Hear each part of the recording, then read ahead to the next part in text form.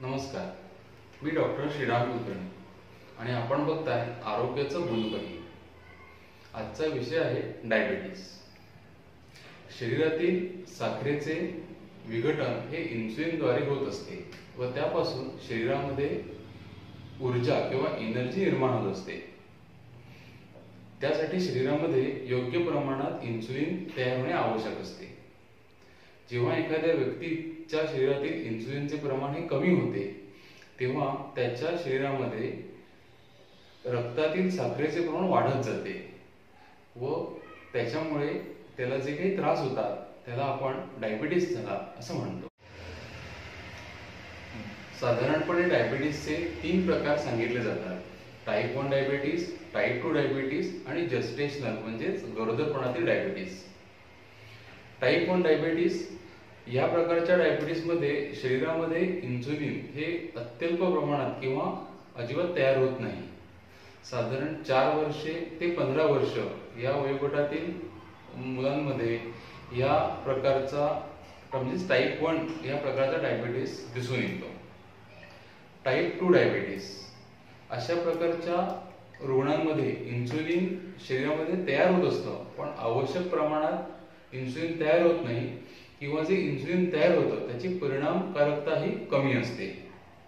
त्यामुळे रक्त शर्करेचे विघटन होत नाही व शरीरामध्ये साखरेचे प्रमाण म्हणजेच रक्तामध्ये साखरेचे प्रमाण वाढू लागते. तर तिसरा प्रकार आहे जस्टेशनल डायबिटीस. डायबिटीसची लक्षणे कोणती? तर सारखी तहान लागते. डायबिटीसच्या रुग्णांना सारखी वारंवार तहान लागते. तोंड सुकतं हे लक्षण प्रामुख्याने दिसून येतं. वारंवार लघवीला जावंसं वाटतं. तसंच रात्री सुद्धा 2-3दा लघवीला उठावं लागतं. अति थकवा, अति सुस्ती, अगदी थोड्याशा कामाने सुद्धा थकायला होतं. सतत मरगळ येते. काही जणांना सतत भूक लागते तर काही जणांना भूक लागत नाही. जखमा झाल्या तर त्या चिघळतात. अगदी साधं कापलं, खरचटलं तरी त्या जखमा लवकर बऱ्या होत नाही. अंगाला खाज सुटते. काही पेशंट अशी तक्रार करतात की पुरळ वगैरे काही उठला नाहीये पण अंगाला नुसती सुकी खाज येते. तर अशा पेशंटची साखर तपासली असता कधी कधी डायबिटीसचं निदान होऊन जातं. काही पेशंट्सना वारंवार लघवीला इन्फेक्शन होतं किंवा लघवीच्या जागी पुरळ वगैरे किंवा खाज इन्फेक्शन असं आढळून येतं. काही पेशंटची जर शुगर वाढली, अचानक साखर वाढली तर नजरेवरती परिणाम होतो. धुरकट दिसतं, अंधुक दिसतं. हातपाय सुन्न पडतात, हातापायात मुंग्या येतात. हे देखील एक लक्षण प्रामुख्याने आढळून येतं. डायबिटीसची कारणे कोणती? तर अतिलठ्ठपणा हे एक डायबिटीसचं मुख्य कारण आहे. ज्यांचा BMI हा जास्त असतो त्यांना भविष्यात डायबिटीस होण्याचा धोका जास्त असतो. आरामदायी जीवनशैली, व्यायामाचा अभाव, तसेच फॅमिली हिस्ट्री म्हणजे घरात आई वडील किंवा भाऊ बहीण यांना डायबिटीस असेल तर अशा व्यक्तीला भविष्यात डायबिटीस होण्याचा धोका जास्त असतो.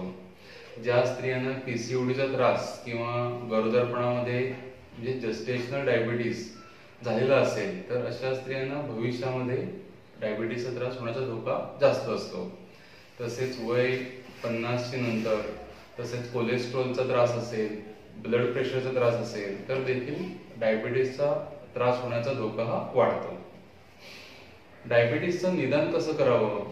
तर आपल्या फॅमिली डॉक्टरांकडे आपण जे रुटीन चेकअपसाठी वगैरे जातो तेव्हा जर का काही लक्षणं असतील तर आपले फॅमिली डॉक्टर काही रक्त तपासण्या करण्याचा सल्ला देतात. ज्याच्यामध्ये प्रामुख्याने फास्टिंग आणि PP म्हणजेच उपाशी पोटीची आणि जेवणानंतर 2 तासांची अशी साखर तपासली जाते.